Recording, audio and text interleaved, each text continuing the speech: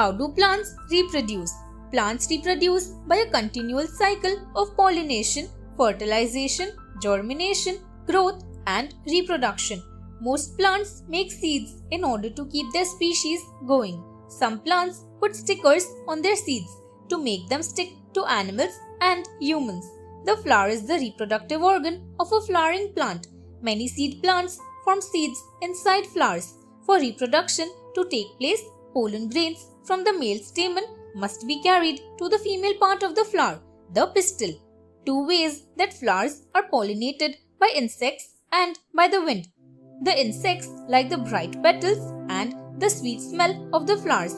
They land on the flowers to drink a liquid called nectar. When bees touch the stamen, pollen sticks to the bees. When the bees move around the flower, pollen is transferred to the pistil. Pollination leads to the making of one or more seeds in a flower. When seeds settle, have enough water, and have enough space to grow, they start to germinate. Once the seedling starts to grow out of the seed, it also grows roots. It then is a young plant and continues to grow.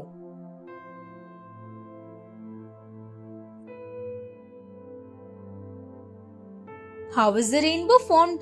Hundreds of years ago, rainbows are thought of as sign of God to foretell heavy rain or war. Many took it as a sign of the bridge between life and death, while the Irish believed that it signifies a gold pot. Because of this natural phenomenon, not known then, it was highly fascinating for kids and onlookers to see such vibrancy in a clear blue sky after heavy rain. Rainbow essentially is the scattering of light through the droplets of water in the atmosphere after heavy rain, when the sky is said to be extremely clear without many clouds. Sunlight enters the atmosphere and the clear droplets are scattered in the spectrum of light, which combines to make a white light, here the source of light or sunlight. Rainbow therefore is very natural and signifies the contents of a white light and its various colors having different frequencies.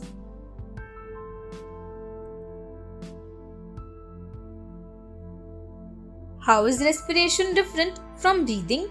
Usually breathing and respiration are known as the same in the human language, but unfortunately in the language of science it has been simply cleared that respiration and breathing are different from each other. Breathing means inhale and exhale of oxygen in a continuing way, in which oxygen is inhaling in the body and carbon dioxide is exhaling from the body. Respiration is a process in which food particles in which carbon-hydrogen bonds combine and can easily break down the food particles by reduction reaction, and the energy produced in the reaction is transformed into the ATP. Hence, breathing is an outer process. It means it takes place from the outer place. Respiration is a chemical process. Hence, it takes place inside the human body. In breathing, the human inhales oxygen which is transferred to the lungs, but respiration takes the oxygen from the lungs to the bloodstream or the cells that are in the human body.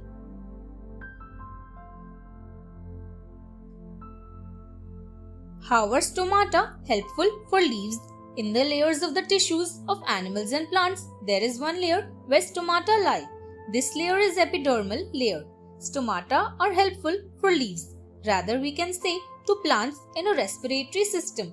They allow leaves, or rather a plant, to breathe.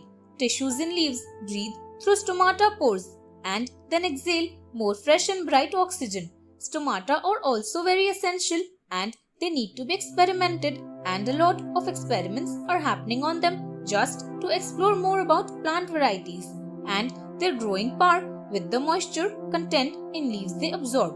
As the climate changes, stomata open and close in leaves, and they are also affected by the pollution variations.